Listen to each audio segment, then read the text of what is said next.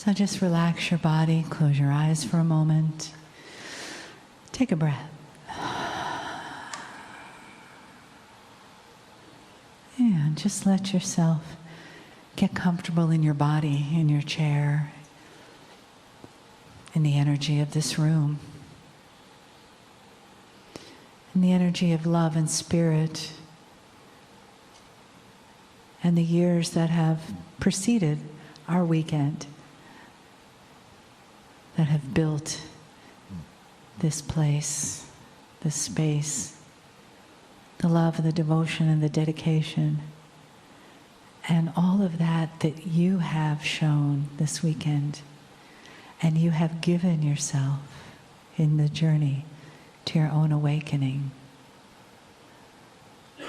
So just for a moment, place your right hand on your heart, your left hand on your belly, and hold your sacred self between your hands. Giving yourself another breath of love, another breath of gratitude, another breath of compassion, another breath of congratulations.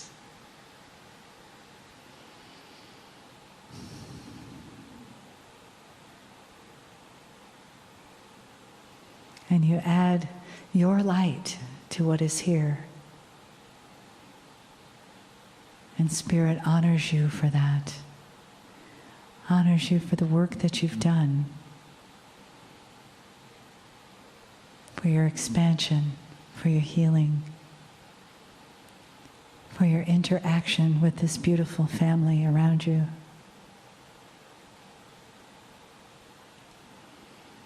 And as you feel the arms of Spirit, the love of Spirit, feel that for yourself, that you between your hands. Take another breath.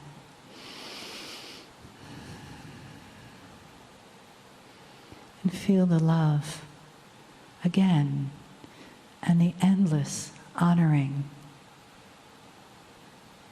with the wisdom that comes through Kryon for us, supporting us, loving us, and informing us on this journey.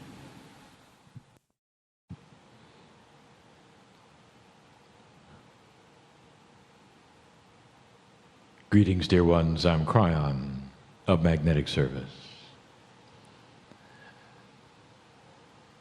These few moments are precious. You might say that it's the end of a series, and it is. And when light workers and old souls come together for common purpose, and they ask the questions that you have asked, and you can tell that there's a common theme. You want to know more.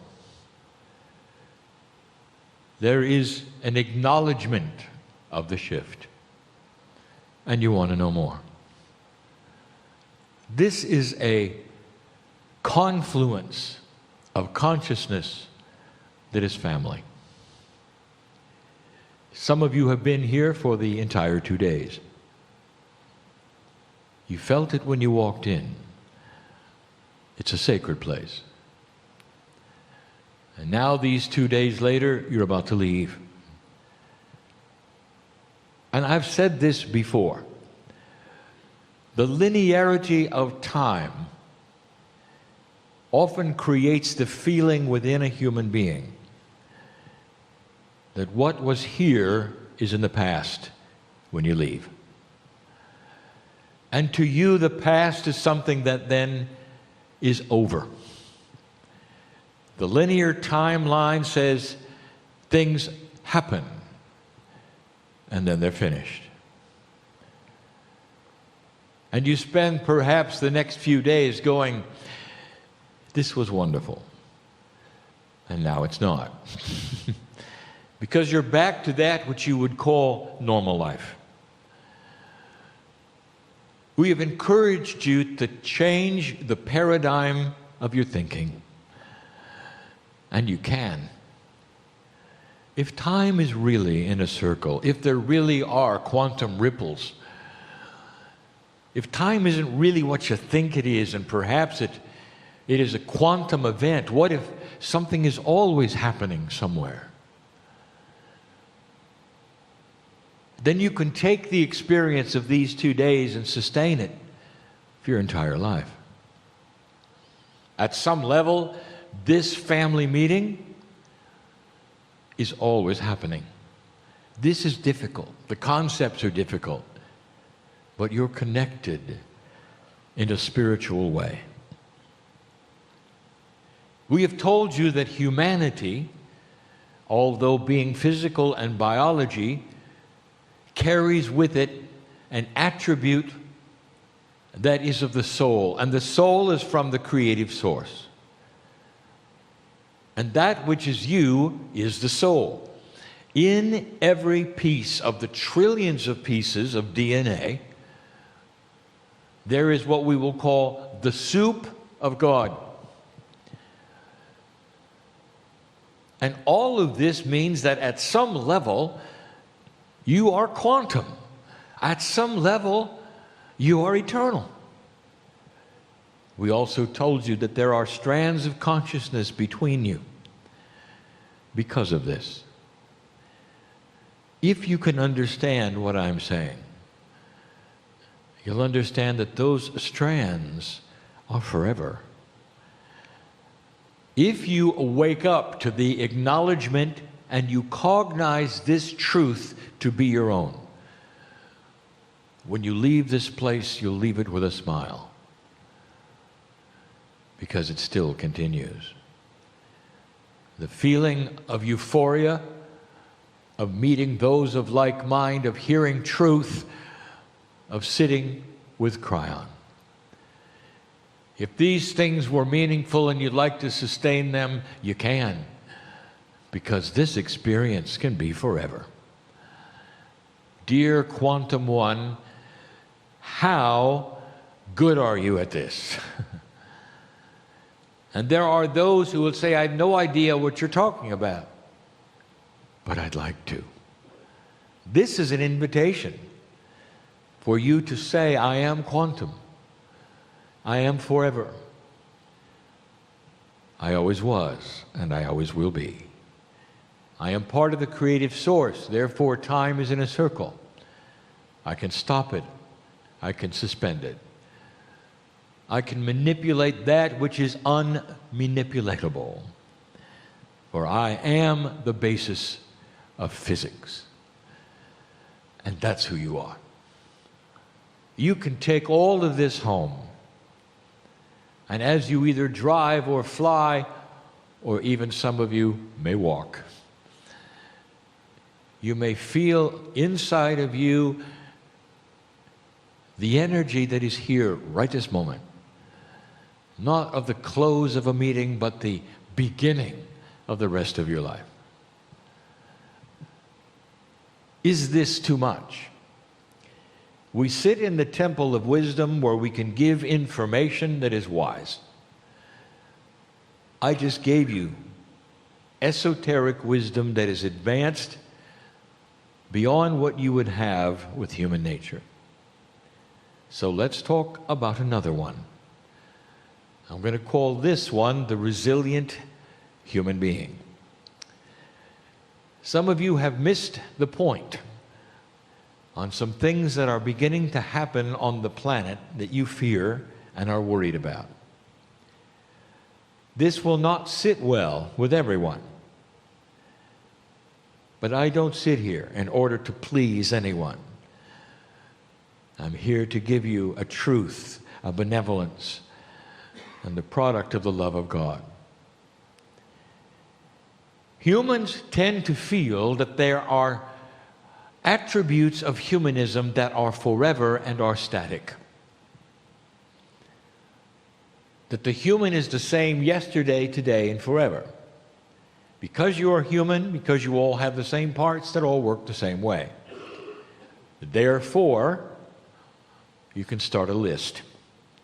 Here's what you should do, here's what you should not do, here's what will hurt you, here's what will not hurt you. Take note. Yesterday we talked about a resilient ocean. We talked about Mother Nature who can learn to clean itself up, a balance that happens through the field. That no matter what happens on the planet, the balance then shifts with the environment and creates a new balance. And I ask you this, if the earth can move and shift with the environmental changes that happen over time, why is it you think that the most advanced biology on earth, therefore, is static? You can't do anything. You're always the same.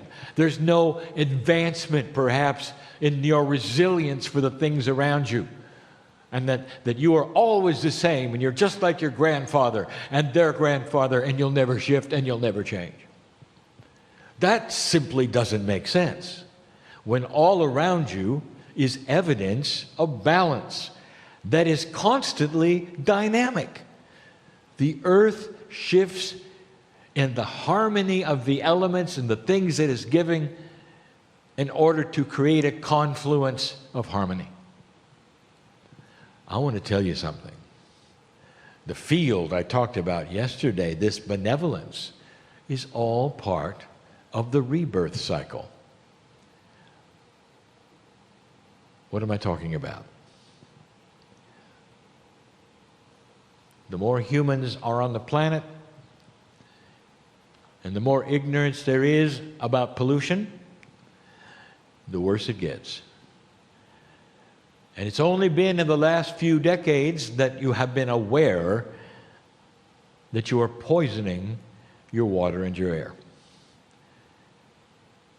And this then begins to shift very, very slowly with laws and industry awareness. And then there's the food. And then you add to it the electronics in the air. And there will be those who would sit and say, this is horrible, we're killing ourselves.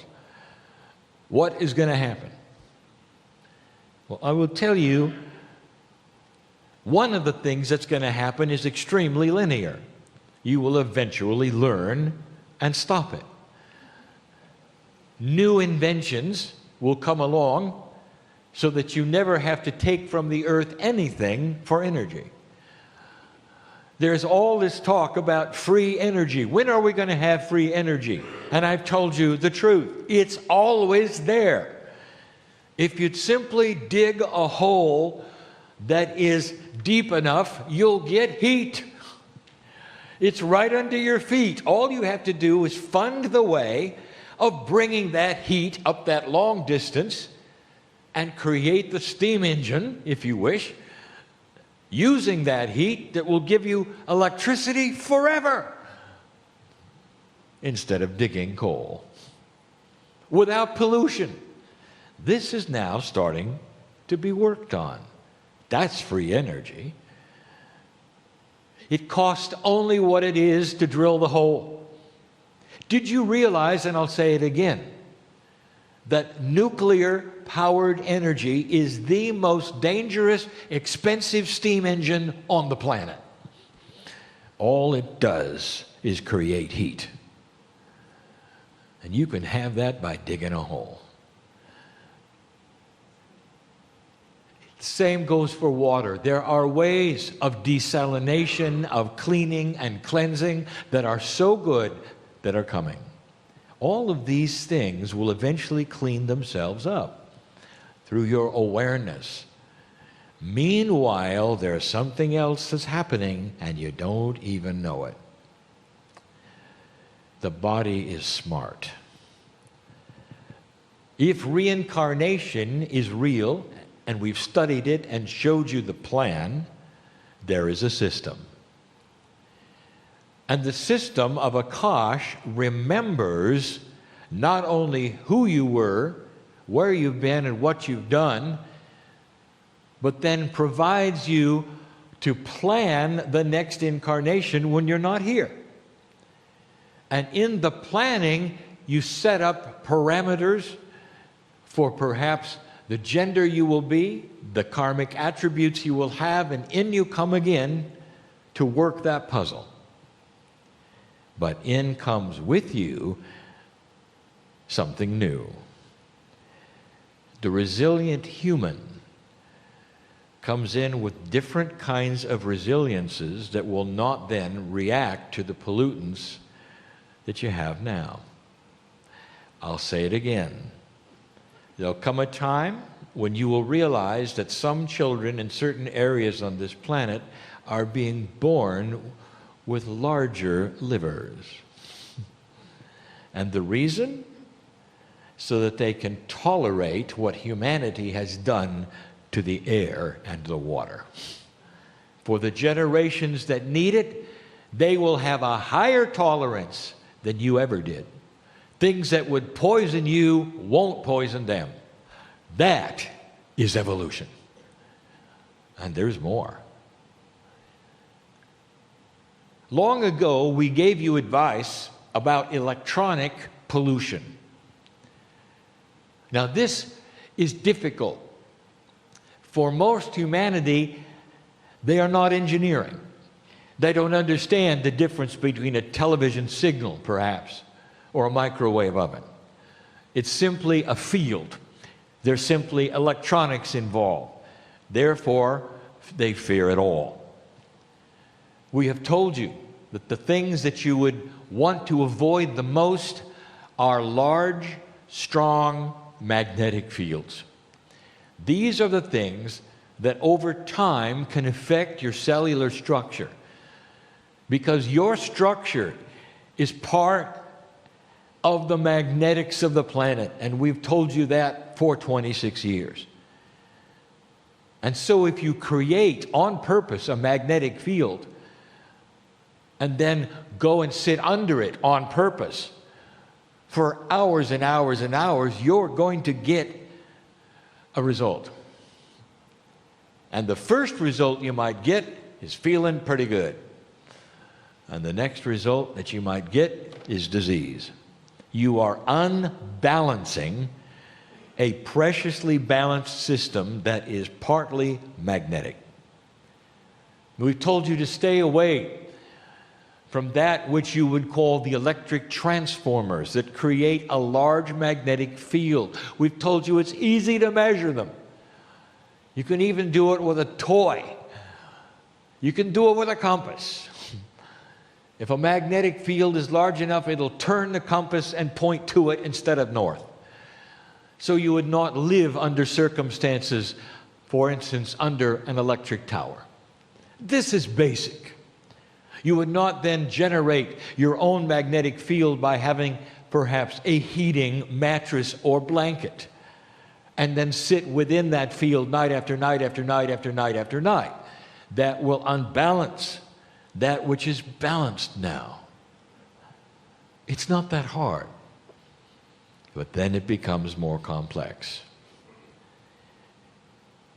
Many of you have sat and had television signals go through you for 50 years or more.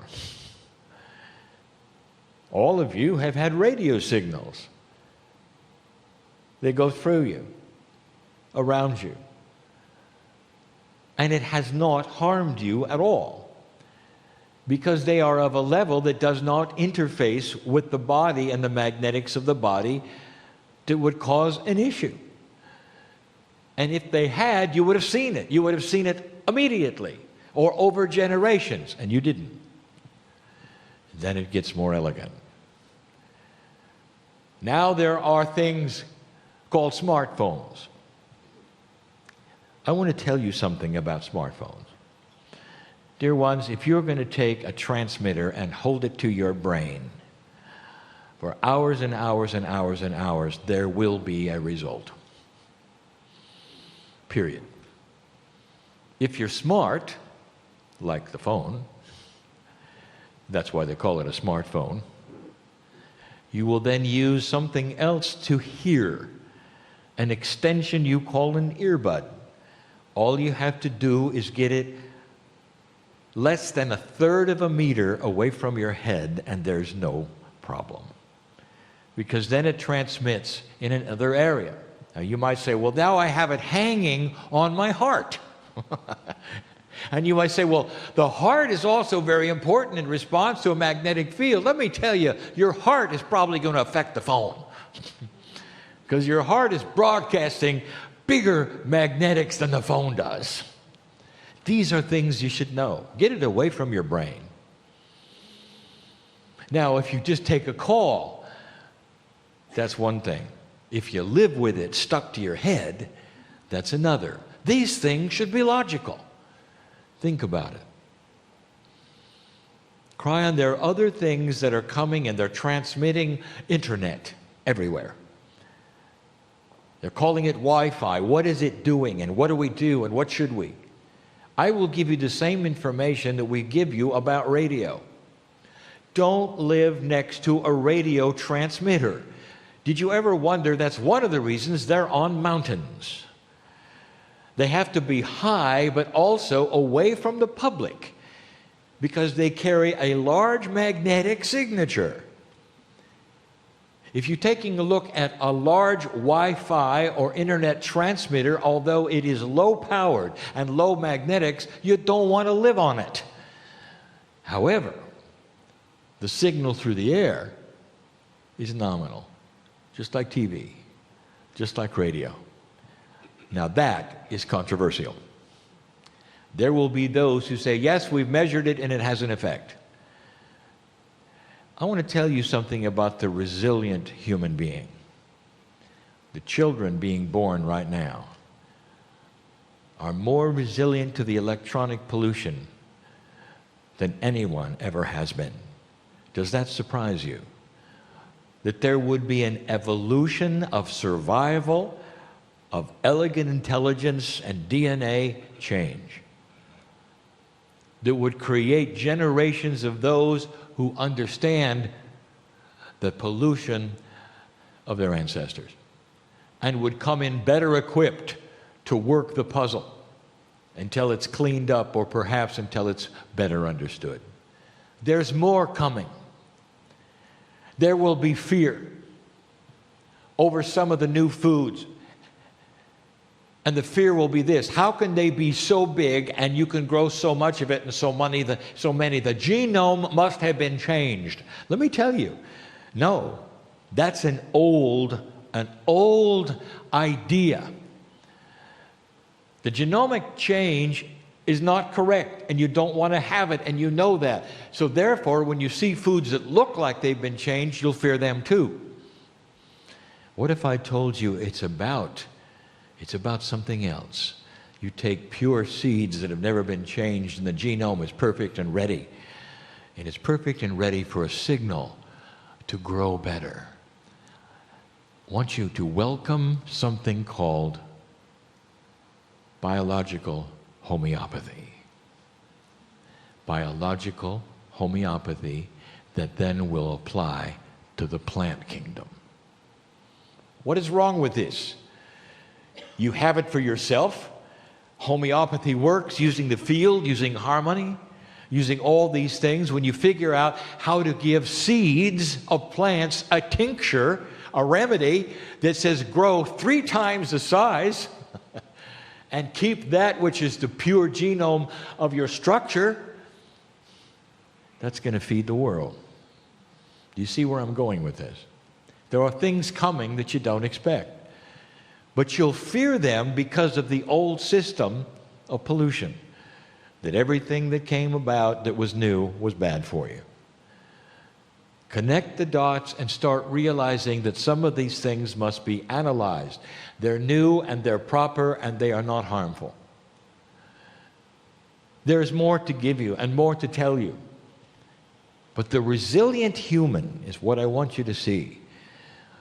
We have told you that shift is going to change human nature. It's going to also change your resilience to pollution. It's also going to temper the things that have created war, such as hatred and drama and immaturity and thinking that is not clear. That's all part of the evolution that is starting to occur now and starting to happen with humanity. Why do you limit it, therefore, just to consciousness? It's going to affect your biology. It's going to give you the control over physics that you've always seen that is possible, with no side effects, if you want to call it that, no negativity, if you want to call it that, inventions that are beneficial, a win-win story that will create things for you such as clean water and electricity and more food. All of these things are part of a scenario that comes with a higher, pure consciousness on the planet. It's not just limited to spiritual things. It's going to affect everything. You're going to watch for it. You're going to see it. This very channel you may listen to again, because the things I talk about are eminent.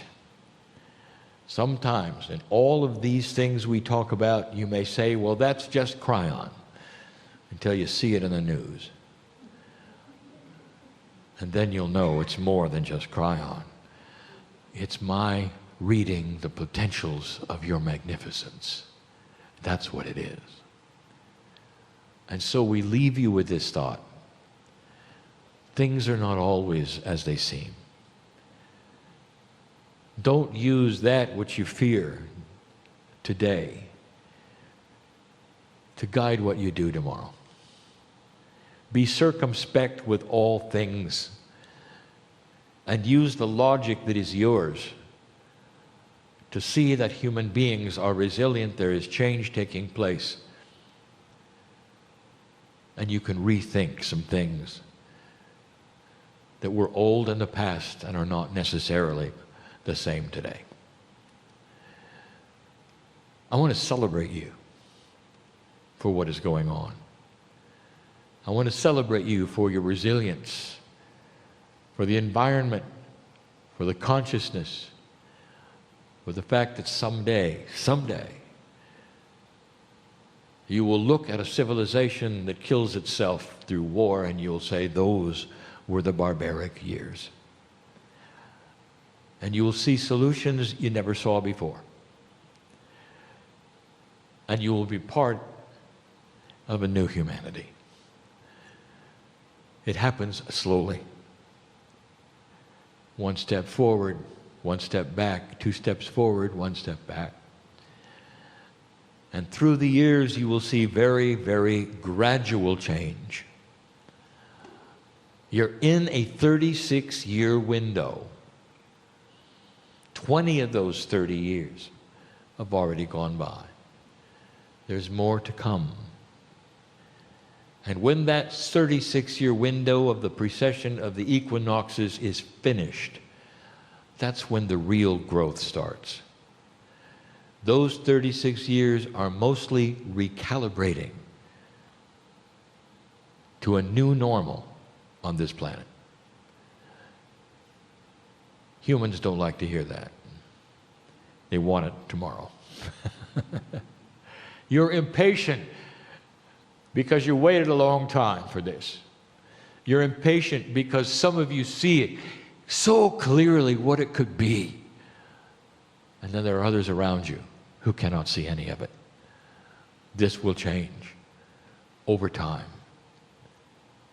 Blessed is the human being who relaxes with all of this and says, no matter how long it takes, I'll do my part. Even if it's beyond the years that I have on the planet as me, I'll be back to do my part. Because this is the human that understands a greater awareness of who you really are and your part in all of this, old soul. This meeting and these 2 days may give you aha experiences that will then carry over the veil and be with you when you return. That is the profundity of a resilient human being. And so it is.